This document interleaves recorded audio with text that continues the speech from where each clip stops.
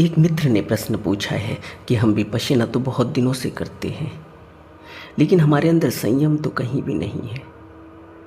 क्योंकि जब भी कोई व्यक्ति क्रोध करता है हमसे, हम उसे तुरंत जवाब देते हैं।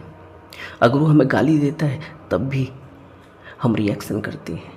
हमारे अंदर अगर रिएक्शन है तो हमें विपश्यना करने से क्या फ़ायदा हुआ? बात सही है, अगर हमारे अंदर रिएक्शन है तो हमें विपश्यना करने से क्या फ़ायदा हुआ। लेकिन हमें इस बात को भी समझना चाहिए कि हम जो विपश्यना कर रहे हैं उसमें कहीं न कहीं आनापान स्मृति कमज़ोर है। आनापान स्मृति अगर नहीं सधी तो जो भी हम विपश्यना करेंगे उस विपश्यना से कि हमें कोई प्रभावी लाभ नहीं मिलने वाले। कारण यह नहीं कि आप विपश्यना को वक्त नहीं देते या ध्यानपूर्वक नहीं कर रहे हैं, बल्कि कारण यह है कि आनापान स्मृति के वक्त जो मन की स्थिरता बनी रहनी चाहिए, जो मन तीक्ष्ण होना चाहिए, सूक्ष्म होना चाहिए, जो मन पकड़ने वाला होना चाहिए कि तरंग उठी और मैंने पकड़ ली।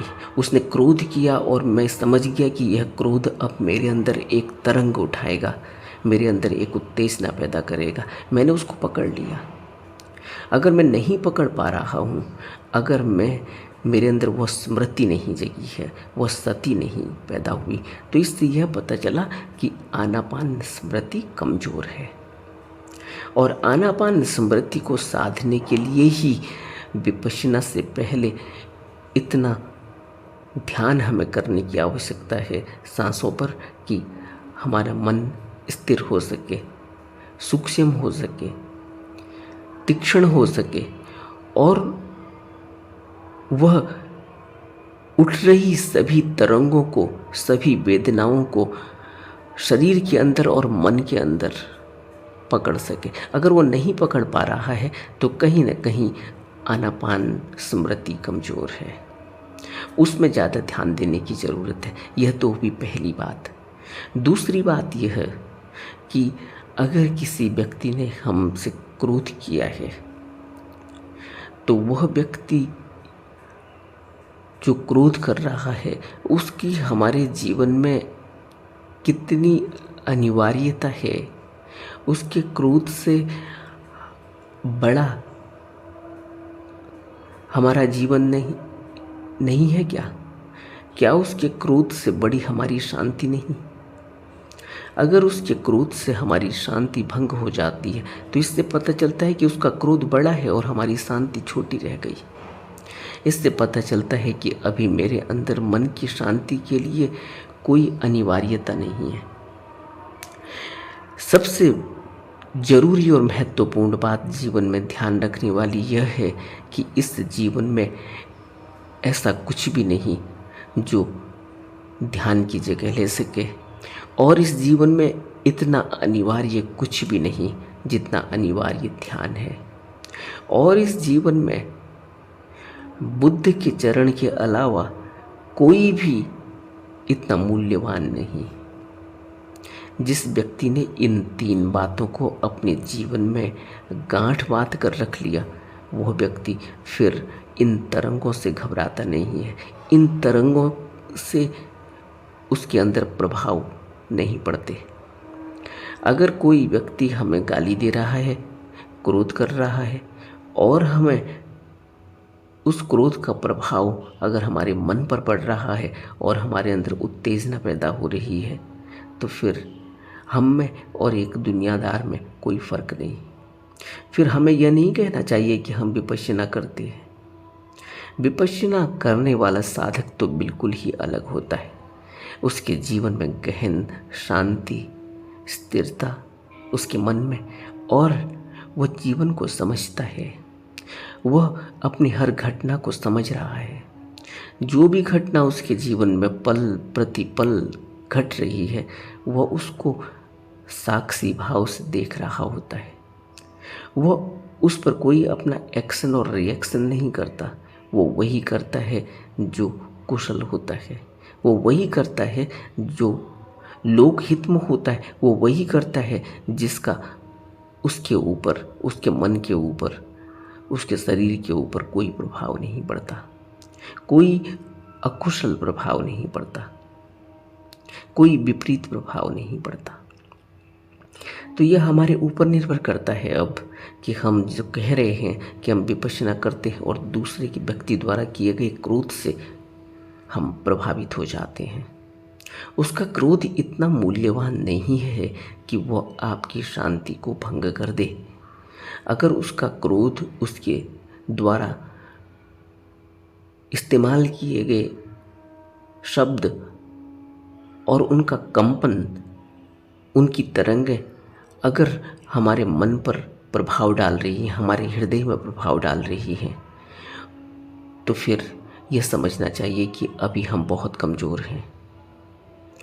और बुद्ध कहते हैं कि एक साधक चक्षु को जानता है कि इस चक्षु से जो वह रूप देख रहा है वह रूप बंधन बांधता है, बंधन देता है, वो उसे जानता है।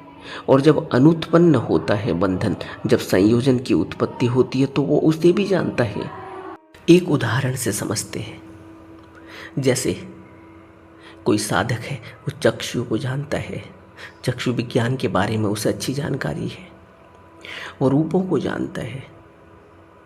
और रूप जब चक्षु विज्ञान से रूप प्रतिबिंबित होता है मानस पटल पर, तो वो देख रहा है कि प्रतित्य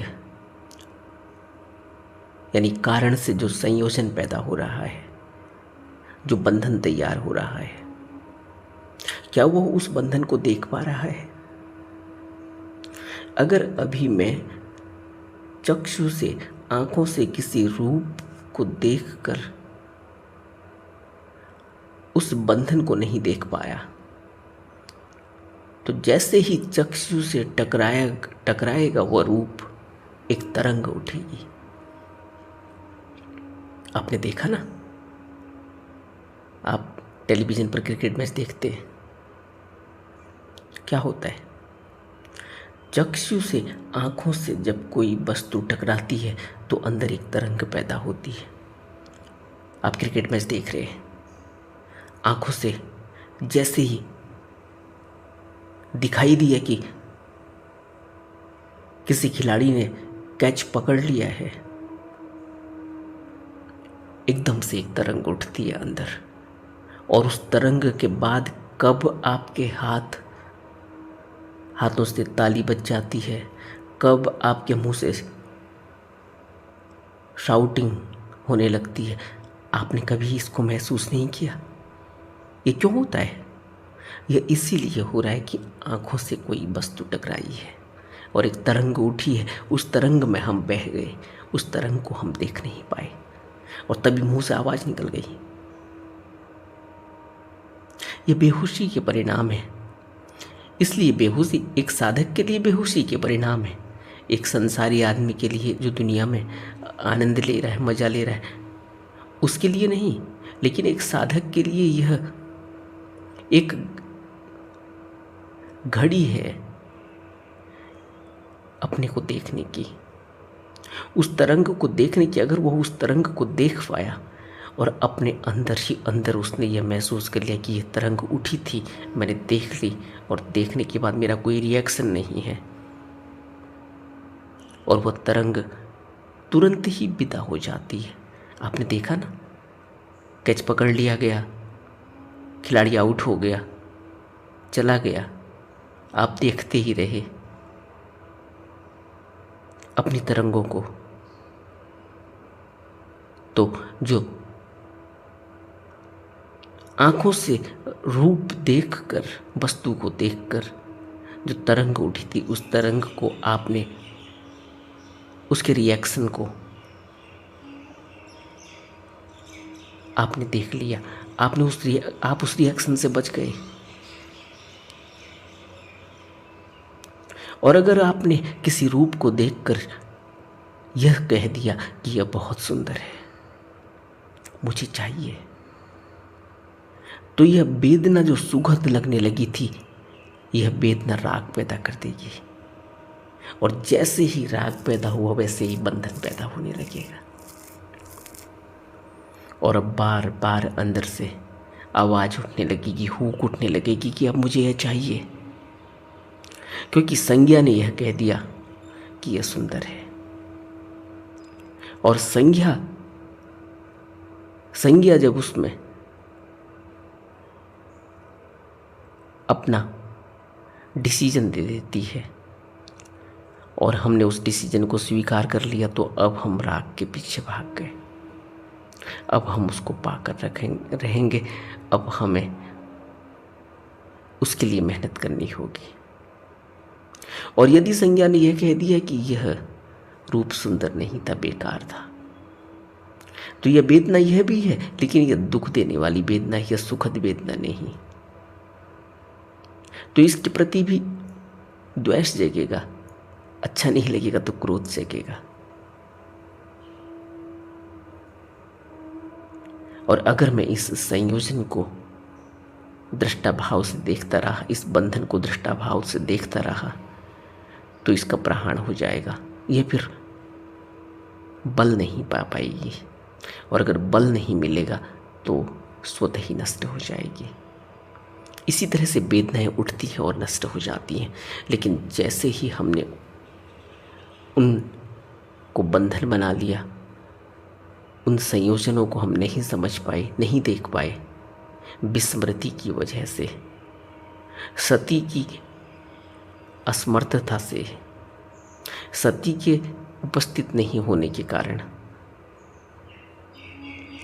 तो हम फिर एक दुख निर्मित कर लेंगे और एक बंधन का निर्माण हो जाएगा। और इस बंधन को फिर खत्म करने में न जाने कितना वक्त लग जाएगा, जन्मों भी लग सकते हैं, क्योंकि यही बंधन धीरे धीरे संस्कार का रूप ले लेते हैं। और जैसे ही मैं उन बंधनों को देखने लगता हूँ, उन संयोजनों को देखने लगता हूँ तटस्थ भाव से, तो फिर उनको नष्ट करने का काम खुद ही कुदरत करती है, फिर हमें कुछ नहीं करना होता। इसलिए हमें बहुत सावधानी से आनापान स्मृति पर करने में वक्त देना चाहिए, विपश्यना को समझना चाहिए। नमो बुद्ध।